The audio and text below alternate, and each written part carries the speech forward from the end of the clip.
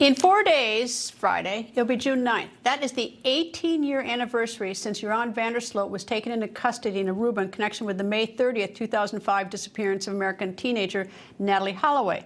Although taken into custody in Aruba then, van der Sloot was never charged for the crime in Aruba in connection to her disappearance. Aruban authorities held van der Sloot for 3 months. Now, he was released from custody on September 4, 2005, just after the entire U.S. media, which had consumed the island of Aruba, left Aruba to race back to the United States to cover Hurricane Katrina. His parents then immediately got van der Sloot out of Aruba, sending him to school in the Netherlands. And since then, zero justice for NATALEE HOLLOWAY and her mother, Beth. That is, until now. This week, Joran van der Sloot will be brought to the United States, to U.S. soil, to Birmingham, Alabama, the home of the missing teenager. He will be there to answer a 2-count felony indictment for extortion and wire fraud. If convicted, van der Sloot could get 44 years in prison. Incidentally, that 44 years in prison is 16 more years than he got for beating Peruvian citizen Stephanie Flores to death. He murdered her in a hotel room in Lima, Peru, on May 30th, 2010. That date of May 30th may sound familiar to you because it is the 5-year anniversary of when NATALEE HOLLOWAY was last seen with Joran. Now, if you followed me from my various TV careers and jobs over the years, you know that since 2005, I've traveled the world reporting on Joran van der Sloot and the disappearance of NATALEE HOLLOWAY. Over the years, I've made many trips to Aruba, not to mention spending almost the entire summer of 2005 in Aruba after NATALEE vanished, until, of course, Hurricane Katrina, when likewise took me back home to report on that crisis. But after Hurricane Katrina, I went back to reporting on NATALEE HOLLOWAY. I even chased van der Sloot to Thailand, which is where he lived in 2008. And then in 2010, I chased him to Peru after he was arrested for Stephanie Flores' 2010 murder. In between, while not discussing the disappearance much on television, I continued to investigate NATALEE's disappearance. Just to give you some behind the scenes, for years, Beth, NATALEE's mother, and I have been on the phone, I'm not kidding, at least 3 times a day. In more recent years, it's been many more times per day, as many as 10, because we have been tracking down every single lead, trying to get justice for Beth and NATALEE. So this week, there will be some justice, a fair trial, including a fair trial for van der Sloot. This is a long-awaited justice. It has been a long journey. Everyone said it could not happen. Well, they were wrong.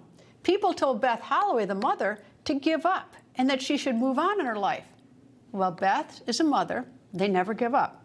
And so it's happening this week. And as an aside, I can't say enough good things about the FBI office in Miami and in Birmingham for making this happen. Gray Analytics Vice President, General Counsel, and former U.S. Attorney for the Northern District of Alabama, Jay Town, joins me. Good evening, Jay. And I am looking forward to Joran van der Sloot, who's got a lawyer appointed, as he should. Constitution says so.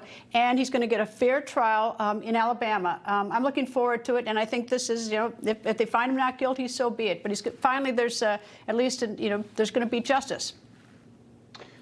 Well, he's not going to be found not guilty. There will be justice. At least that's my professional opinion about Joran van der Sloot's chances in his criminal trial. I'll say this, Beth Holloway, and really with your friendship and the voice that you have, Greta, she really is the hope and the promise and the resolve of all crime victims' family members, that whether it's 18 years or 18 months, whatever it might be, everything in between, that justice can be done and brought to those that have perpetrated against us. Of course, this is an extortion and a wire fraud case. This isn't the trial of the murder of NATALEE HOLLOWAY, but Beth Holloway will get some justice here in America, and she'll get it in about the next 75 days or so. I've been saying to people on Twitter, who say, who said that I'm, beating a dead horse. I said, just wait, just be patient, because I knew this. This has been ongoing. I knew this day was coming, and I knew exactly what was going on because I've been working so closely on this. But I'm saying now, if you think this trial is the end in Alabama, just wait. Trust me, there is so much more to come on this story, but first we'll get to the trial. But let me turn now to one other issue. It's being reported now by Fox Digital that Maximo Altez, the lawyer for Joran van der Sloot, that he's going to file a habeas corpus against the Peruvian government in an attempt to stop the transfer of his client to the United States, which is going to happen this week, we all believe. This is the same lawyer who said that Joran was severely beaten up in prison. He was wrong about that. That was either a lie or stupid. I don't know where he got that. He's also the same lawyer who said that his client, Joran van der Sloot, ditched his wife, Lydie Figueroa, who he married in jail and had a baby with since he's been in prison in Peru, that he ditched her, and in his terms, for a younger and prettier woman, which I got to tell you, any lawyer who says that for a client, I don't know how much he's going to pay him for that. But anyway, the chances of what are the chances that this lawyer filing this habeas can stop this train that's rolling down the tracks right now to get Joran to the United States? Yeah, somewhere between 0 and 0, Greta. The Peruvian government has assured the United States that Joran is coming back to the United States, to Birmingham, Alabama, and they are not going to let last-ditch attempts by the lawyer for someone who suffers from psychopathy to prevent that transfer for no reason other than, I just don't want to go. Well, we know you don't want to come here, Joran, because you're going to face American justice, and you're going to get every inch, every mile, every decade of it that you have coming to you. So I don't blame them for filing the motion, but it won't be successful, well, and they knew that the minute they filed it. I'll tell you why I blame them for filing it. Because if I had been Joran van der Sloot's lawyer, and this happened on May 10th, that the president of Peru signed the order extraditing him, I would have gone to see him in prison up 11 hours up the road, which I don't think they did. But even more importantly, I would have filed that habeas right then and there. You don't file it at the last minute because, you know, the judge is going to say, where have you been for the last month? Why didn't you file it before? And has your client even told you to do this? And if your client's told you this, it's like, why have you come up with these other wild ideas? Like Joran van der Sloot said he wants to come to the United States and face justice. And now his lawyer says, no, we're going to do a habeas corpus. The same lawyer who thought that his little cut on his hand was a severe injury as he's getting beaten up in the prison. I don't know what's wrong with I think the lawyer needs a competency screening. Well, that might be as well, you know, birds of a feather, of course. But I think at the same time, you know, when you're desperate and you're grasping at straws, you'll try anything, even if it's at the last minute. But this is not going to slow it down at all. He's coming back to Alabama. He's coming to the United States, and he's going to get every inch of justice that the U.S. Attorney's Office in the Northern District, my old office, has coming for him. Well, when he arrives, I assume, and we don't know exactly when he arrives, that he's going to be processed. He's got to be fingerprinted, mugshot, right? I mean, that's what's going to happen. That's what happens to everybody.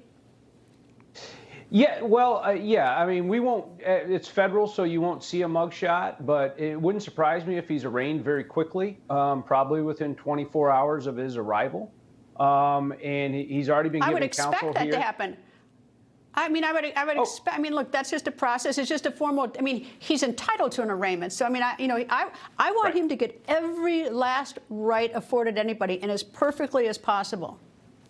Yeah, he already has counsel appointed. I mean, everybody's just sort of sitting and waiting for his arrival and transfer from Interpol to the FBI to the marshals to the court system. So it'll all happen very quickly. And I don't find this case particularly complicated or complex. So I would think that unless he asks for a series of continuances, I would think that we'd start setting those trial milestones about 70 days out, which is, my math is correct, that's somewhere near, you know, the end of August. So that's very quickly. That's this summer still. Joran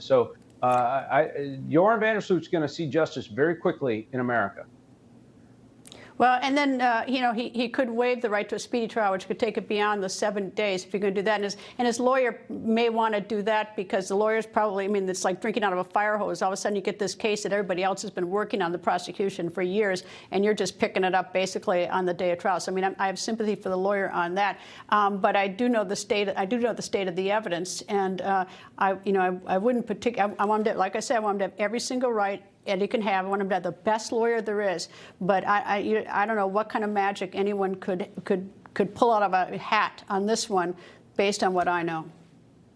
Yeah, I mean, anyway. we as prosecutors who prove cases beyond a reasonable doubt, I've always said there's no slam dunks. But this is a layup on a 5-foot rim that just about anybody can make. So I think that you're right, Greta. Your assessment is right. It would have to be magic to not convict him. J-Town, thank you. We have a lot more to talk about as this goes on. Thank you.